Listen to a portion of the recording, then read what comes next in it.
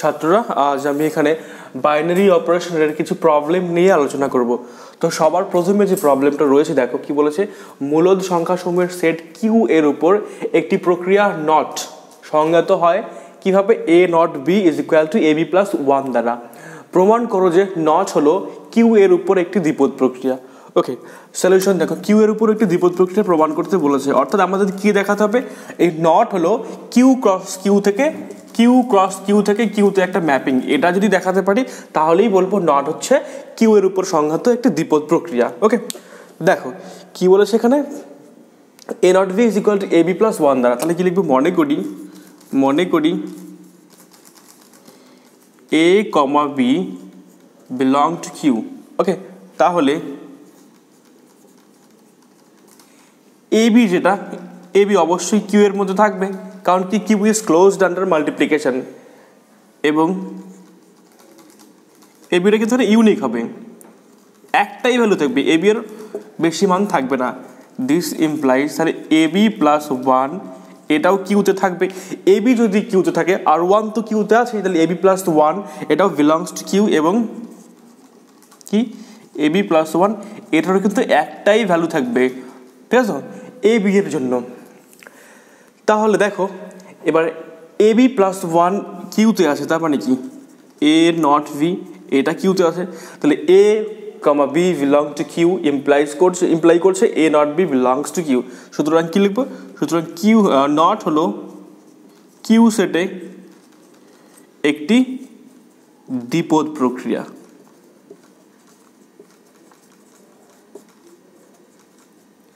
ওকে, actually এখানে অনন্য বলতে কি হচ্ছে, এ এবং বি এর নির্দিষ্ট মানের জন্য এ বি এর মানটাও নির্দিষ্ট হবে।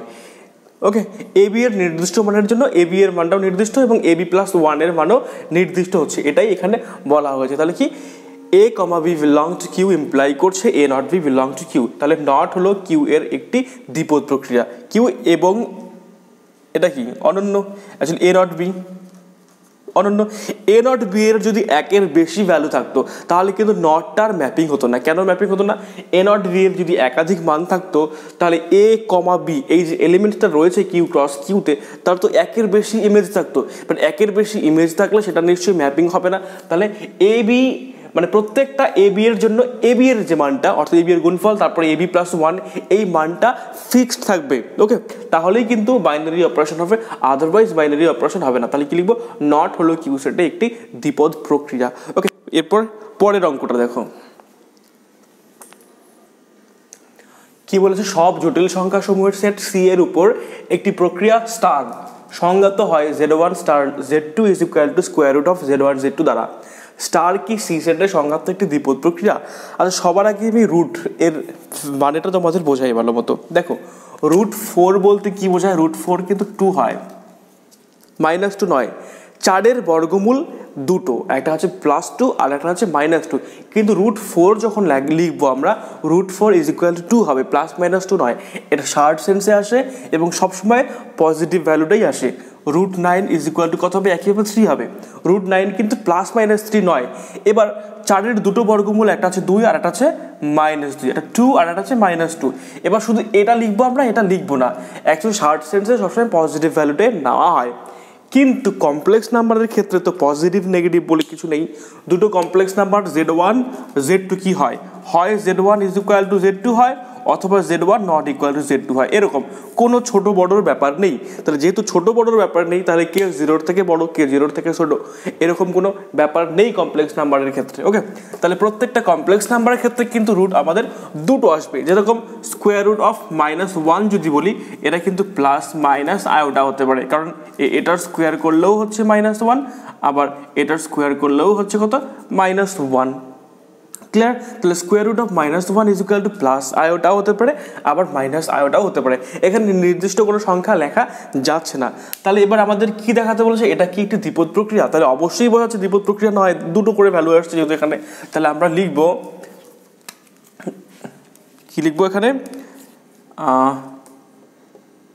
স্টার প্রক্রিয়াটি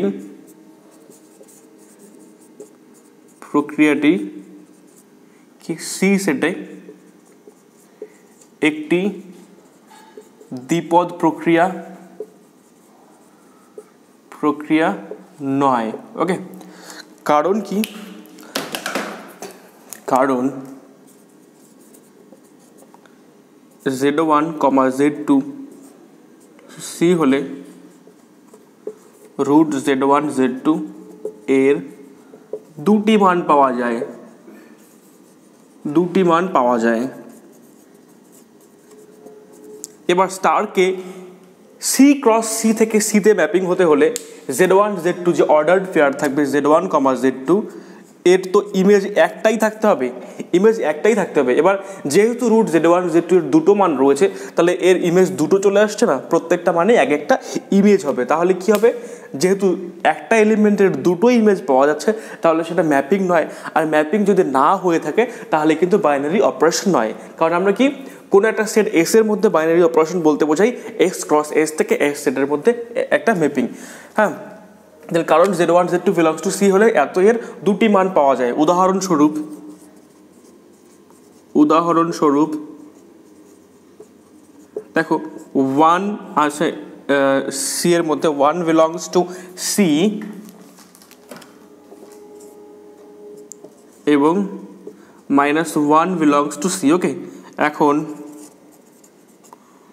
1 স্টার -1 ইজ ইকুয়াল টু কত হচ্ছে? -1। তো দুটো গুণ করলে -1 আছে, অর্থাৎ কি প্লাস মাইনাস আয়োটা একাধিক মান পাওয়া যাচ্ছে এখানে। এই 1 স্টার -1 এর স্টারকে দ্বিপদ প্রক্রিয়া হতে হলে 1 স্টার -1 এর একটাই ইমেজ থাকতে লাগতো বা একটাই ভ্যালু থাকতে লাগতো। যেহেতু এখানে একাধিক ভ্যালু রয়েছে, তাই স্টার প্রক্রিয়াটি সি সেটে একটি দ্বিপদ প্রক্রিয়া হবে না। ওকে, পরের অঙ্ক দেখো। এখানে কি বলেছে? আর এর উপর, এটা আর, হ্যাঁ, আর এর উপর স্টার প্রক্রিয়াটি সংজ্ঞাত হয় a star b is equal to minimum of a b দ্বারা। স্টার প্রক্রিয়াটি কি বিনিময়যোগ্য? এটি সংযোজ্য কিনা তাও প্রমাণ করো। দেখো, একদমই সহজ। কি দেওয়া আছে এখানে? এ বি কি a star b is equal to minimum of a b দ্বারা। তাহলে কি লিখবো? মনে করি এ comma B belong to R. এখন দেখো, minimum of a b is equal to minimum of b a. এটা আমি জানি তো, এ এবং বি এর মধ্যে যেটা ক্ষুদ্রতম সেটা নিশ্চয়ই বি এবং এর মধ্যেও ক্ষুদ্রতম হবে একই। তাহলে minimum of a b is equal to minimum of b a যদি হয়, এটা তো অবশ্যই for all a b in R. This implies a star b is equal to b star a for all a b in R. Therefore star প্রক্রিয়াটি কি হবে? Star প্রক্রিয়াটি বিনিময়যোগ্য। ওকে, বিনিময়যোগ্য। এবার দেখাতে বলেছে সংযোজ্য কিনা। দেখো, একদমই সহজ সংযোজ্য দেখানো। তাহলে সংযোজ্য দেখাতে হলে আমাদের তিনটে এলিমেন্ট নিতে হবে আর থেকে। তাহলে কি লিখবো? মনে করি a b c belong to R. এখন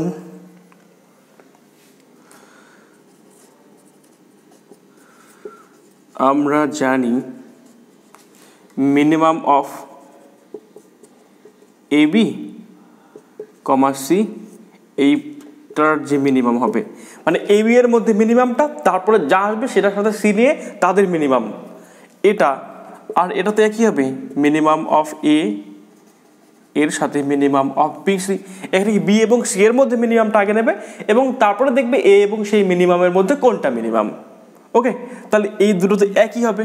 সেটা অবভিয়াসলি কার সাথে সমান? Minimum of a b c. এই তিনটার মধ্যে সবচেয়ে ছোট যেটা তার সাথে সমান। তাহলে এটা আমরা কি লিখতে পারি? Implies a star b star c is equal to, এটা কি হবে? A star b star C.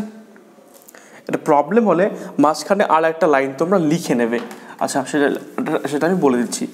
এখান থেকে কি বলা যায়? মিনিমাম অফ এ বি মানে a star b, okay, comma c is equal to minimum of a comma b star c. Implies এটা কি হচ্ছে? A star b star c is equal to a star b star c. সুতরাং star প্রক্রিয়াটি কি হবে? Star প্রক্রিয়াটি সংযোজ্য।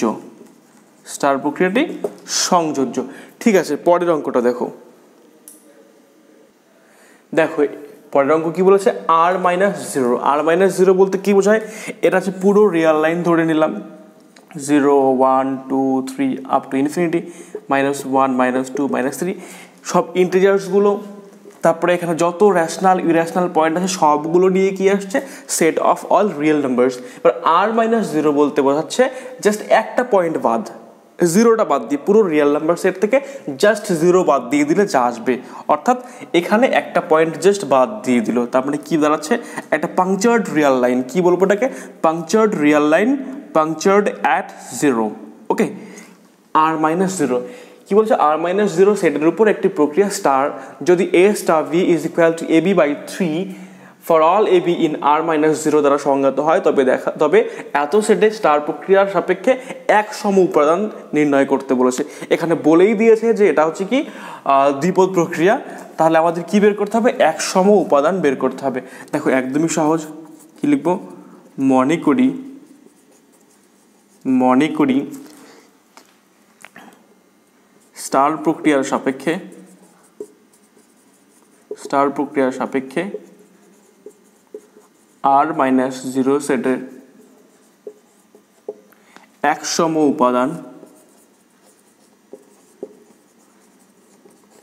উপাদান কি হবে, ই। দেয়ারফর কি লিখতে পারি, a star e is equal to e star a is equal to a for all a in R minus zero, implies a star e is equal to কত হবে, obviously a e by 3 is equal to e a by 3 is equal to a হবে। এবার যেহেতু এ ই সমান ই এ, তাহলে আমরা just একটা নেব, a e by 3 is equal to a, a is equal to e a, একই তো। তাহলে এখান থেকে আমরা কি লিখতে পারি, ই ইজ ইকুয়াল টু 3। কেন, যেহেতু এ নট ইকুয়াল টু জিরো, আমরা কি করলাম, এ দিয়ে ভাগ করলাম, তো এ দিয়ে ভাগ করে বজ্র গুণন করেছি, ই ইকুয়াল টু 3। এবার যে সংখ্যা দিয়ে ভাগ করছি আমরা দেখাতে হবে সেটা কিন্তু নন জিরো নয়। যখনই আমরা ভাগ করব সেটা শুধুমাত্র বাইনারি অপারেশনের ক্ষেত্রে নয়, বীজগণিত ত্রিকোণমিতি যে কোনো পার্টেই আমরা যখন এরকম একটা ভাগ করব দুই দিকে কোনো সংখ্যা দিয়ে, তখন কিন্তু দেখাতে হবে যে সংখ্যাটা নন জিরো, জিরো হলে ভাগ যেত না। এবার এ তো নন জিরো হবে, স্বাভাবিক ব্যাপার, তার কারণ কি, এ হচ্ছে আর মাইনাস জিরো এর এলিমেন্ট। ওকে, তাহলে ই ইজ ইকুয়াল টু কত আসলো, 3 আসলো। সুতরাং কি লিখবো, সুতরাং স্টার প্রক্রিয়ার সাপেক্ষে আর মাইনাস জিরো সেটের এক সম উপাদান কত হবে, 3 হবে। ওকে, ক্লিয়ার। পরের অঙ্কটা দেখো, মনে করো সব বাস্তব সংখ্যার সেট আর এর উপর একটি দ্বিপদ প্রক্রিয়া স্টার সংজ্ঞাত হয় a star b is equal to square root of a squared plus b squared দ্বারা সব a b belongs to R এর জন্য। ওকে, আর এর উপর স্টার প্রক্রিয়ার জন্য কোনো একসম উপাদান থাকলে তা নির্ণয় করো। অঙ্কটা দেখতে খুব সহজ মনে হচ্ছে, কিন্তু এই অঙ্কটা করতে গিয়ে অনেক সময় ছাত্রছাত্রীরা একটা জায়গায় ভুল করে থাকে। তার পিছনে আর একটা কারণ হলো কি, বইতে যে উত্তরটা দেওয়া আছে সেটা ভুল দেওয়া আছে। আমি যে বই থেকে অ্যান্সারটা নিলাম এবং সেই বইটা বেশিরভাগ স্টুডেন্টই ফলো করে, যাকে ওখানে উত্তরটা ভুল দেওয়া আছে এবং উত্তরটা মেলানোর জন্য স্টুডেন্টরা অঙ্কটা বেশি ভুল করে। দেখো কোন জায়গায় ভুল হওয়ার চান্স থাকে সেই জায়গাটা আমি দেখিয়ে দেবো। এখানে কি বলেছে, আর এর উপর স্টার প্রক্রিয়া সংজ্ঞাত কি হবে, a star b is equal to square root of a squared plus b squared, তাই তো। দেওয়া আছে কি, দেওয়া আছে, দাঁড়াও, দেওয়া আছে a star b is equal to square root of a squared plus b squared. Okay, for all a b belong to R, এটা দেওয়া আছে। তুমি মনে করি স্টার প্রক্রিয়ার সাপেক্ষে